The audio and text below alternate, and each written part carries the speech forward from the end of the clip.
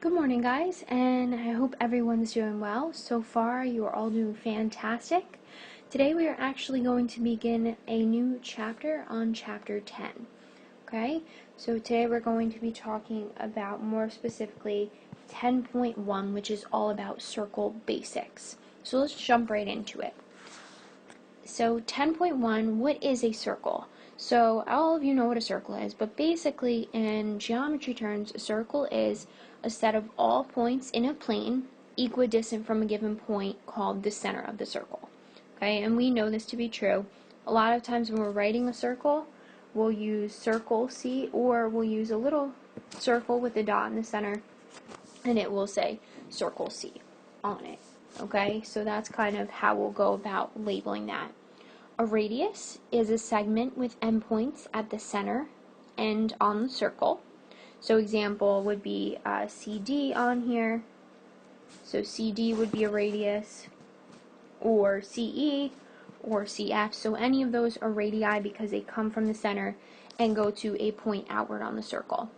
A chord is a segment with endpoints on the circle. So for example, AB is a chord and DE is a chord. It just kind of goes across the circle. And a diameter, of course, it's a more specific type of chord. The only difference with the diameter is it has to go through the center. Okay, so a diameter goes through the center, and that says it on there. A few other things. A tangent is a line coplanar. So remember coplanar. Planar means on the same plane with the circle that intersects the circle at exactly one point and one point only. That point being called the point of tangency. And the secant is a line that intersects the circle twice. Secant's kind of like a chord, except a secant will keep going. It's a line, it's not a segment. Okay? So those are just some basic things. And example 1 says, give the best name for each item. Now I'm going to write them at the bottom just to save some room. So point F. If you notice, point F is a point on the outside of the circle. Okay? And it is being intersected, point F is intersected by line FJ. That line is a tangent line, which makes F what we call a point of tangency. Okay, it's where the tangent line intersects the circle. B, so point B, what is that? And I think we can all see that point B is going to be the center of the circle. Okay, IG, so what is IG? So I'm going to mark IG on here for us.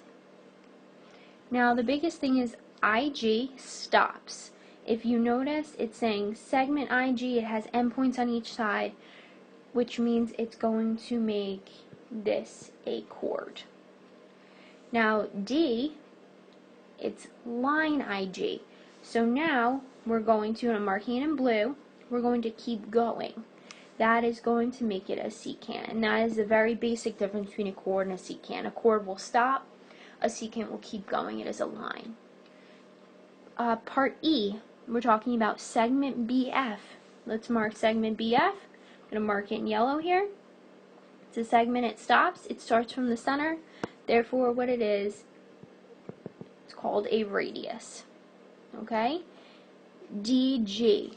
So the big thing about DG, which I'm going to mark in green, is it's a segment, but more specifically it goes across a circle, so some of you might want to say chord, but it goes through the center, which is what makes it a special type of chord, which is a diameter. Okay, FJ, so if you notice it's a line, and I'm just going to clear off this diagram at this point. Okay, so FJ, I'm going to mark in gray. It is a line FJ, we talked about it before. It intersects the circle at one point and one point only. Ooh, sorry about that, guys. 1 point and 1 point only, which is going to make it a tangent line. Remember, F is the point of tangency. And last but not least, segment EH, again, is just going to be a chord. Okay, so some basic circle properties there. Circle pairs. So two circles are congruent if and only if they have congruent radii. So this is the only thing that sets circle apart. Are their radii and are their diameter the same? Another theorem is all circles are similar. I think this makes sense. They're all going to be the same exact shape, just going to have different sizes. And what is a concentric circle? I like to think of it as like the Target logo. And I think a lot of us know Target. It's just circles that are sitting inside of each other, and they have the same center. So specifically, if I drew this, these are not an example of concentric circles because they have to have the same center in the middle. Okay, again, just some circle basics. So now, some formulas that we may or may not, hopefully, we've seen them before. Radius and diameter relationships.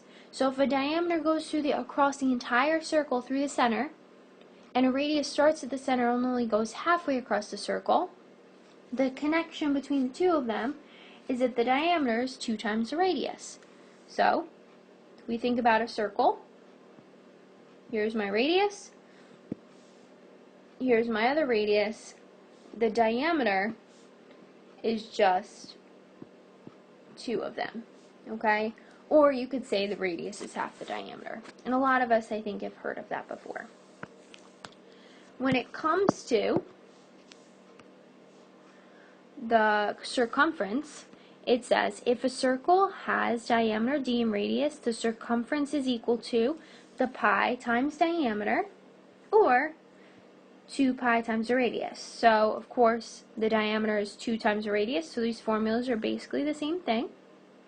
And we'll show how to use them in a second. So if I asked you to find the circumference, pi d, or 2 pi r, and then the area is always pi times r squared. So if they give you the diameter, you may have to divide it by 2 to get the radius. Okay, example 2. Find the radius of a circle with a circumference of 18.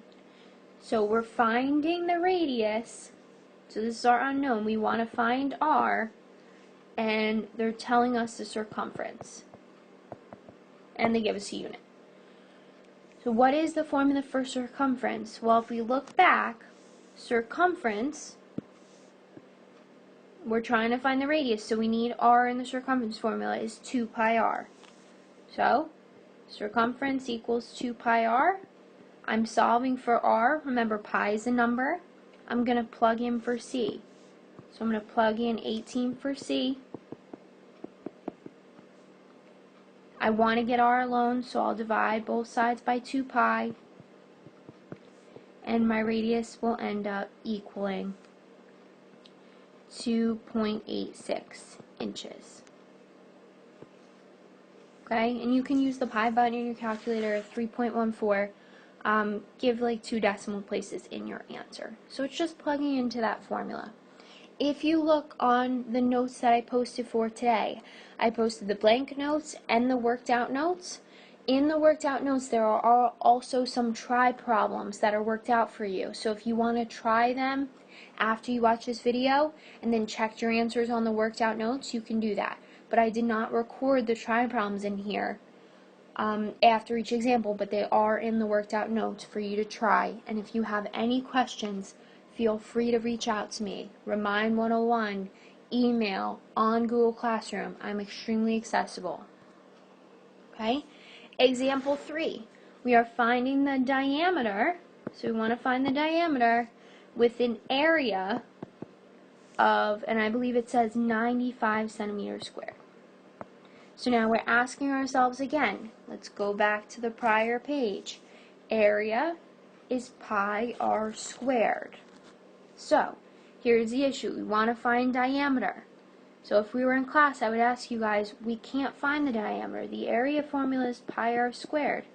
But if we find the radius, right, if we solve for r, we could then go and just multiply it by 2 to find the diameter.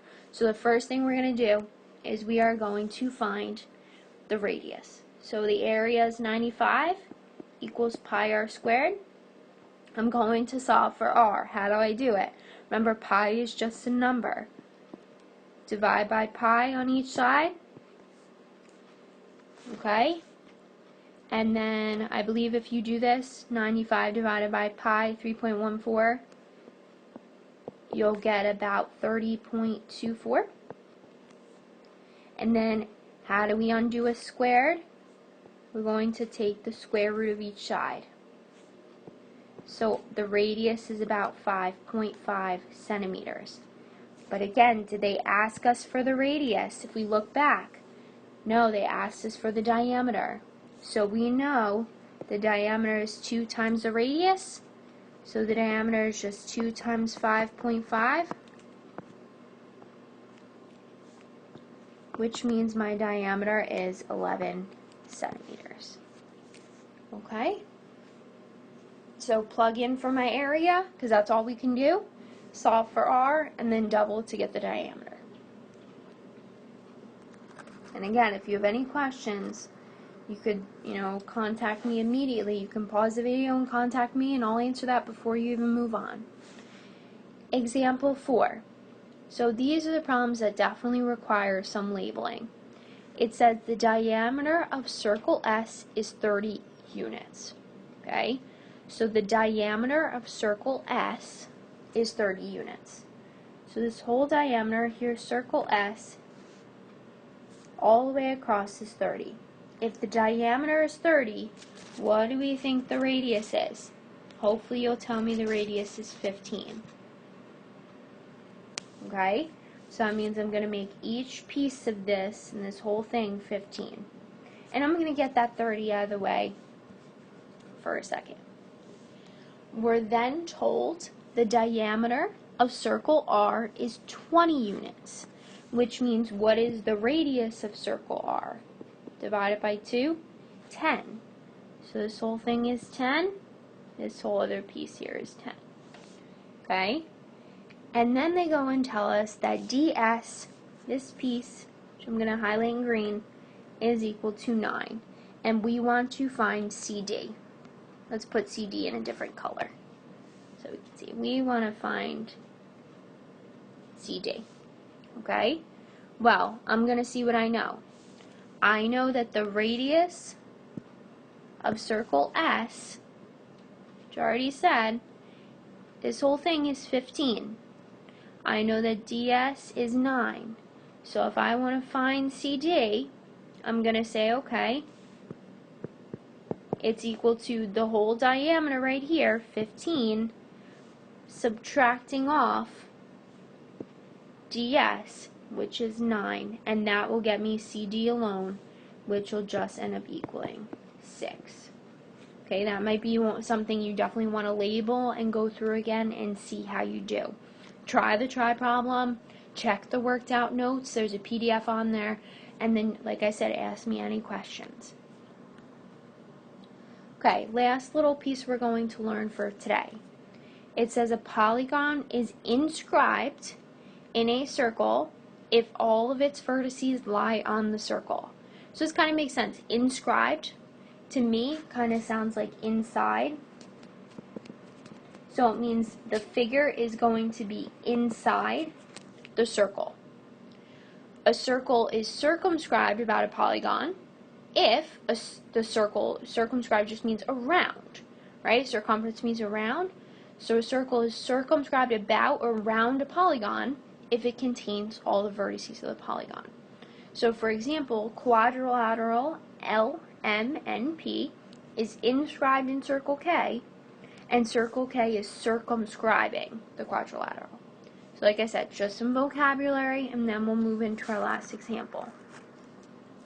Example 5 says, a square with side length of 9 inches is inscribed inside circle J. So remember, inscribed means inside. So I'm going to draw a circle J. Doesn't have to be perfect. Okay? And I'm going to put a square. All the vertices have to be on the circle. It doesn't need to be perfect. Okay? With side lengths of 9. And what they want me to do is find the exact circumference of circle J. So here's the deal. In order to find circumference, remember circumference formula is pi d or 2 pi r. So in order to find the circumference for this circle, circle J, I first need either the diameter or the radius. I have a square. So what I'm going to do is I'm going to draw my diameter. You could draw either diagonal across, okay? And this piece in blue is the diameter that I want to find. Okay, so let's think about this. What I have, it's a square, so all of its corner angles are 90.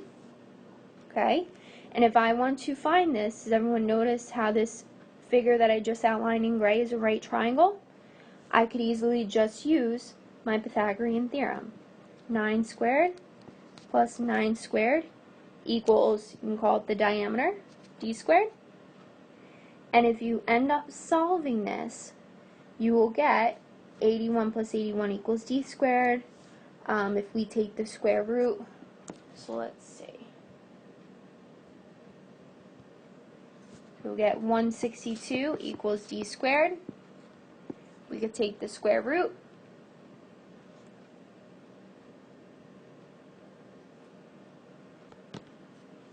And we can reduce this radical, and if we do, we'll get the diameter is 9 root 2. Okay, if you put it as a decimal, that's fine. But they are actually leave it as a radical because they're asking for the exact circumference. So my diameter is 9 square root of 2. And then what am I going to do? Well, I know my circumference is pi times diameter. So it'll be 9 square root of 2 times pi. Since they're asking for the exact circumference, just leave it and label it. It is in terms of inches, so my circumference will be 9 square root of 2 pi inches. Ugly, I get it, but the second you bring in decimals, it's no longer exact because you're rounding. So how do we do this again? We have a square inscribed inside a circle. We're going to draw our square. They tell us to find the circumference of the circle. So what we are going to do is find the diameter or the diagonal of this square, and what that's going to allow us to do is then plug in pi times diameter will give us our circumference. Okay guys, this is our lesson for today. You can check online, like I said, you'll see blank notes, you'll see workout notes, ask me any questions, and then you can check your classwork tab. It might even be in your stream for your homework assignment that's going to be due tonight. Okay? When we come back tomorrow, we'll be starting 10-2. Good job today, and make sure you ask me any questions you have.